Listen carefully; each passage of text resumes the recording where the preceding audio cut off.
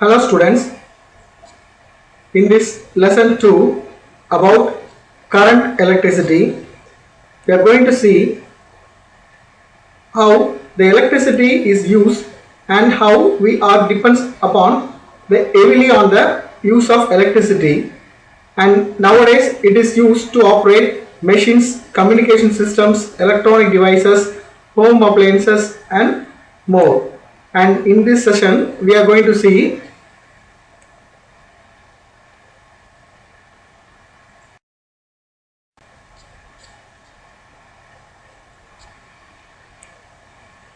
do you know, in reality, the charges are always moving within the materials. For example, electrons in a copper wire are never at rest and are continuously in random motion. And it is important to analyze the behavior of charges when it is at motion.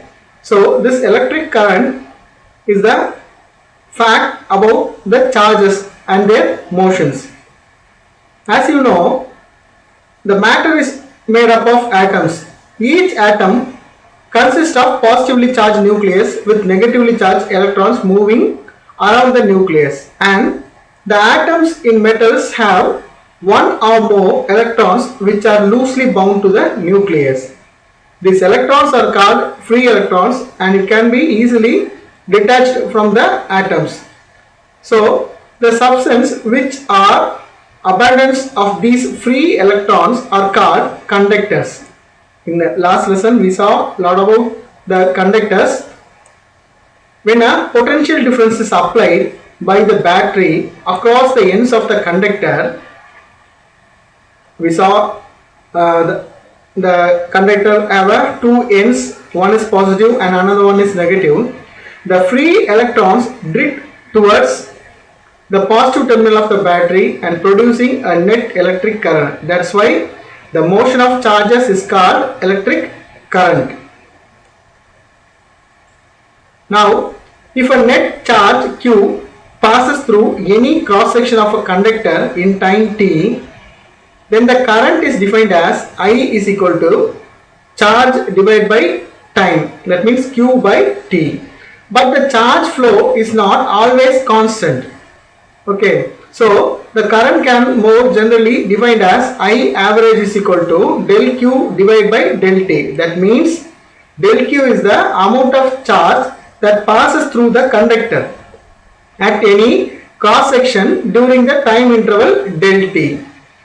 So if the rate at which charge flows changes in time, the current also changes. Remember, if you take tube light or a fan,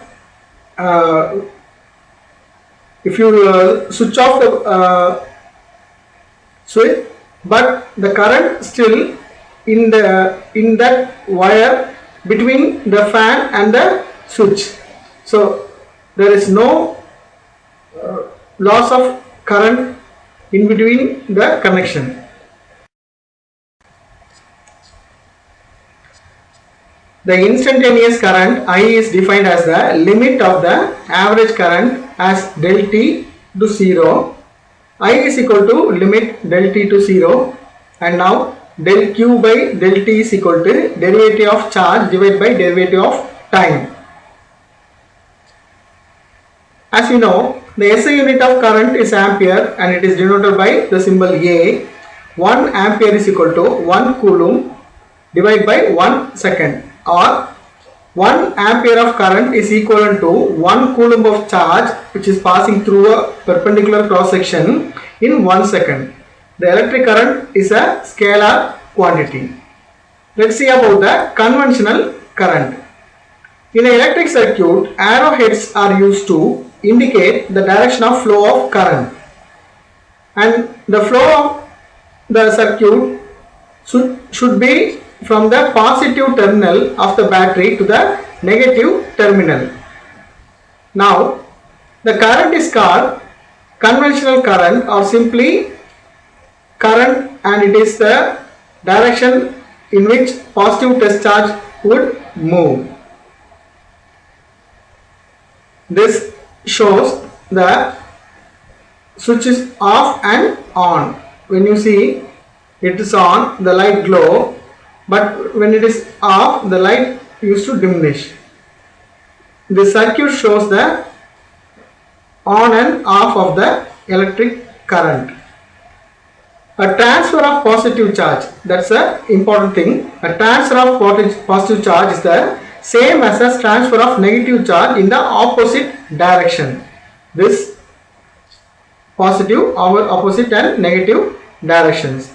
Electric current is not only produced by the batteries in nature. Lightning bolt produces enormous electric current in a short time, and during lightning, very high potential difference is created between the clouds and ground. So charges flow between the clouds and ground, but unfortunately, even in the modern science world, we are not able to store this charges and this current. If we save all that charges in a battery or some other equipments, then we can use it for so many years.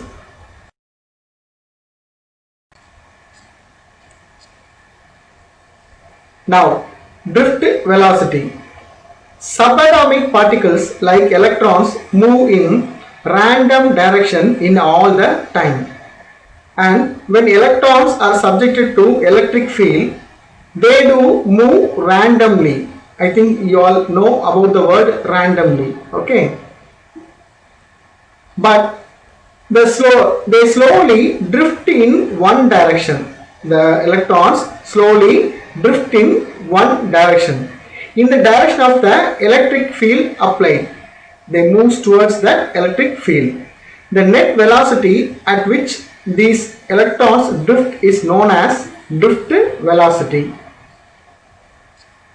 In other words, average velocity attained by charged particles, example electrons, in a material due to an electric field is called drift velocity. The SI unit of drift velocity is meter per second, and it is measured in m square divided by v dot s. The acceleration a vector experienced by the electron in an electric field E vector, which is a vector acceleration, is equal to small e into capital E vector divided by m. As you know, acceleration is equal to force divided by mass. Since F is equal to minus E electron into electric field. The drift velocity Vd is equal to a vector into tau. That means Vd is equal to minus E tau divided by m into capital E vector. We put this value here. Okay, we put, instead of a vector, we put this value here. And Vd is equal to minus mu E vector. Now, mobility of an electron. The drift velocity of an electron for a unit electric field is known as the mobility of the electron.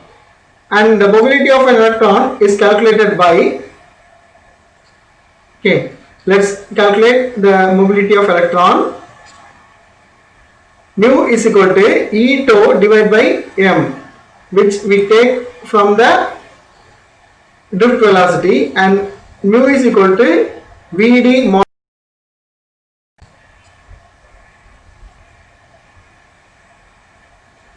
Let's see some of the questions which we have regularly in about the electric field and about the charges. First one, if an electron drift with this speed, then the electrons leaving the battery will take hour to reach the electric bulb.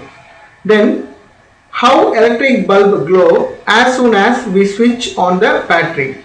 This question was asked using the drift velocity and the mobility of electrons based on that. Now let me answer. when a battery is switched on, the electrons begin to move away from the negative terminal of the battery, and this electron exerts force on the nearby electrons. Okay, so this process creates propagating influence. That means it creates some electric field around that electrons that travels through the wire at the speed of light. In other words, the energy is transported from the battery to the light bulb at the speed of light through propagating the influence. Here the influence is the electric field which was carried by the electrons, and due to this reason the electric bulb glows as soon as the battery is switched on. So there will be no delay. The first misconceptions, lot of misconceptions we have about this electric charge and electricity. There is a common misconception that the battery is the source of electrons. Is it true? When a battery is connected across the given wire, the electrons in the closed circuit resulting the current, battery sets the potential difference. That means it sets the electrical energy due to which these electrons in the conducting wire flow in a particular section or direction. The resulting electrical energy is used by electric bulb, electric fan, etc. A lot of electrical appliances. Similarly, the electricity board is supplying the electrical energy to our home. Next question. We often use the phrases like charging the battery in my mobile and my mobile phone battery has no charge, etc. Is these sentences are not correct? Is it? Yeah, these sentences are not correct. Actually, when we say battery has no charge, it means that the battery has lost ability to provide energy or provide potential difference to the electrons in the circuit. So when we say mobile is charging, it implies that battery is receiving energy from AC power supply and not from the electrons. That's the right word for this misconception. Next important topic, microscopic model of current. Let us see what we have here. We have a long tube with one cross-sectional area. We have a drift velocity here. Okay, the distance which we taken here is the dx, and let's see. The drift velocity of the electron is equal to Vd, that we know. The electrons move through a distance of dx within small interval of time dt. We take only the electrons move in this path. Okay, we don't bother about the full length travel. Only we take this cross-sectional area. Therefore, Vd is equal to dx by dt, or dx is equal to Vd into t. Let us take this as a equation number 1. Since A is the area of cross section, A is the area of cross section of the conductor, the electrons available in the volume of the length dx, this volume is volume into number per unit volume. That means A dx into n. Here the volume is referred as A dx and the number per unit volume is equal to n. So this is the equation number 2. Now substitute the value of dx from the equation 1 in equation 2. Then we get A v dt into A v d into dt into n. The total charge in volume element dq is equal to charge into number of electrons in the volume element. dq is equal to E electron whole bracket into A v d, which is area of cross section, and drift velocity into the derivative of time, close bracket, and n. That means the number of electrons. Hence the current I is equal to dq by dt.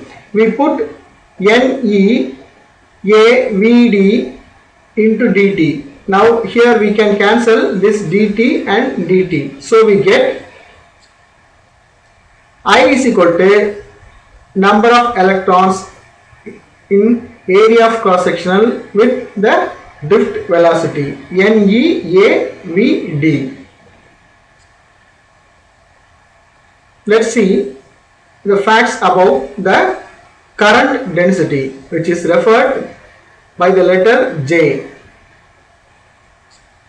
The current density J is defined as the current per unit area of cross section of the conductor.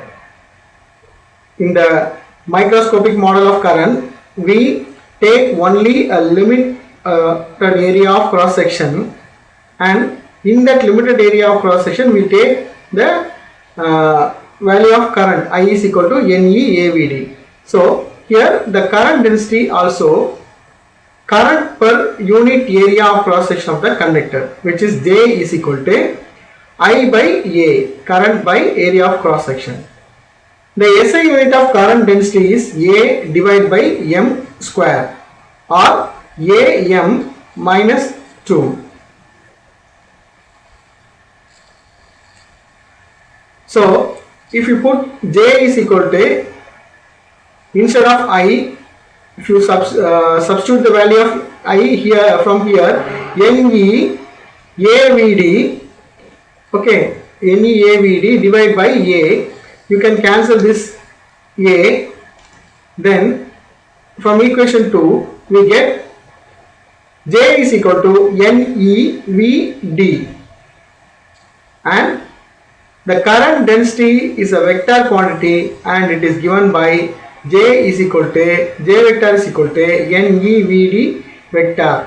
Remember students, current is a scalar quantity but current density is a vector quantity.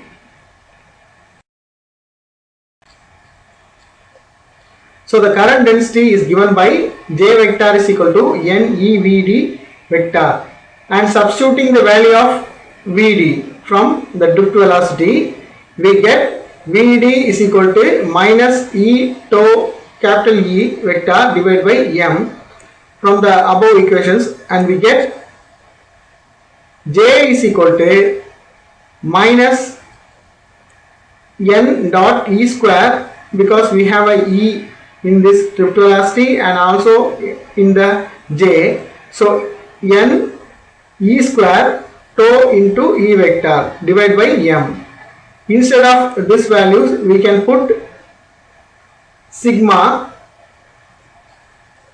We take the direction of conventional current density as the direction of electric field. So the above equation becomes J vector is equal to sigma into E vector. That means here the sigma, which is equal to N E square tau by M, is called the conductivity of a conductor.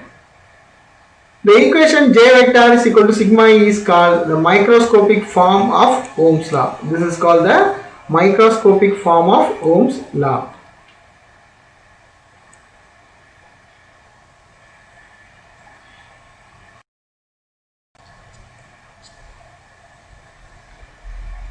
So the inverse of conductivity is called resistivity rho, and the resistivity rho is equal to 1 by sigma, and if you substitute the value of sigma here, which is Ne square by tau divided by M, instead of in the inverse we put M in the top, so M divided by Ne square into tau. Now let's move to the important law, which is Ohm's law.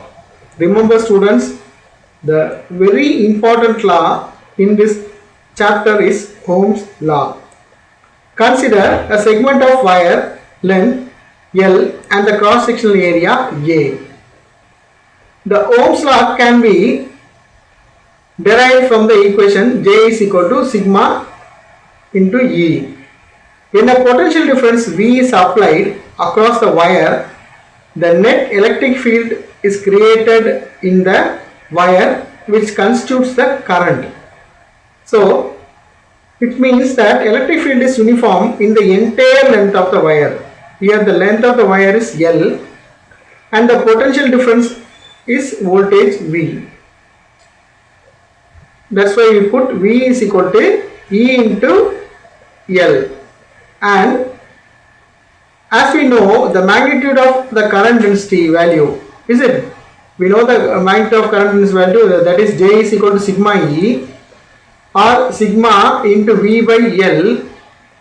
Okay, instead of E we put this L here, so E is equal to V by L, and substituting that value of E here, sigma into V by L, and we know J is equal to I by A, so we write this equation as I by A is equal to V by L. I by A is equal to V by L. By rearranging the above equations, we get V is equal to, this potential difference is equal to current I into L divided by sigma A. Current I into L by sigma A. This is the values we get. Now, the macroscopic form of Ohm's law can be stated as V is equal to I into R. From the above equations, the resistance is the ratio of potential difference across the given conductor to the current passing through the conductor. That means R is equal to V by I. The SI unit of resistance is ohm, which is given by the symbol this ohm. The quantity L by sigma A is called resistance of the conductor and is denoted as capital R. Note, the resistance is directly proportional to the length of the conductor and inversely proportional to the area of cross section.